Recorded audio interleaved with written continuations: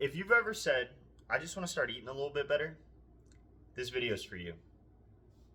I'm going to explain to you how to actually start eating better by prioritizing meals instead of macros.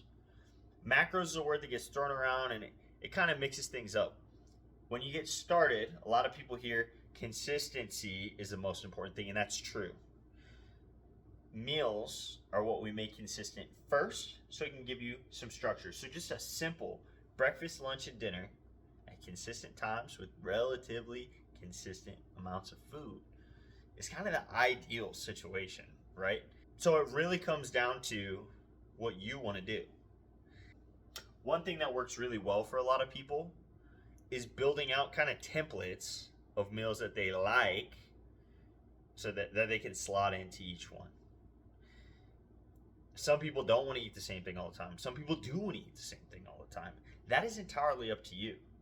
Eating at consistent times and consistent amounts and having that built into your schedule does a lot for you outside of just making sure you don't go hungry. If you're in complete chaos right now and you're just eating random stuff and sometimes you eat a lot and sometimes you don't eat anything and it's all over the place, that's where it's good to talk to a coach or a friend and just sit down and kind of get things on rails. And you don't have to have all 3 meals structured at once. So if you're in that harder place where you just have no idea, pick one meal.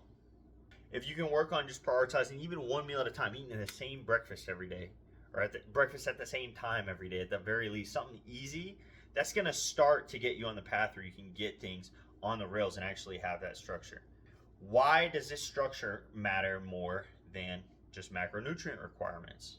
Your digestion, your hunger cues, and the peace in your mind of knowing an idea that you're going to have another meal does a ton for you in the way of organizing your mind and letting your body know that it's going to get what it needs consistently.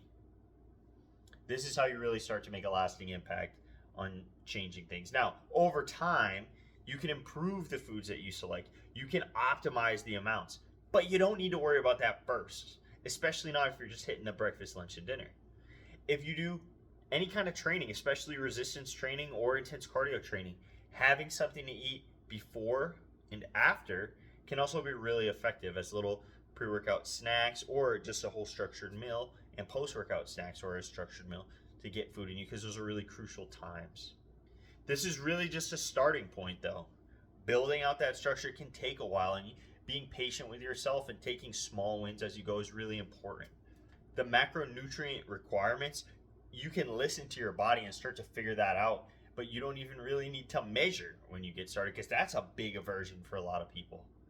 So having all these all or nothing things and having it all pile up makes it a lot more big of a mountain than if you were to just take one little piece at a time or one little meal at a time and start to build something for yourself.